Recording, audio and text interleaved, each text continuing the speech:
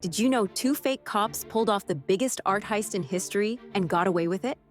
March 18, 1990, at 1:24 in the morning, two men in police uniforms knocked on the doors of Boston's Isabella Stewart Gardner Museum. They claimed they were investigating a disturbance. The museum housed priceless Rembrandts, Vermeers, and masterpieces worth hundreds of millions. The guards let them in. Big mistake. Within minutes, both guards were bound and blindfolded with duct tape. For 81 minutes, these thieves moved through the galleries like they owned the place. They cut paintings right out of their frames, smashed sculptures. But here's the strange part. They ignored obvious valuable pieces while targeting specific works, almost like they knew exactly what they wanted.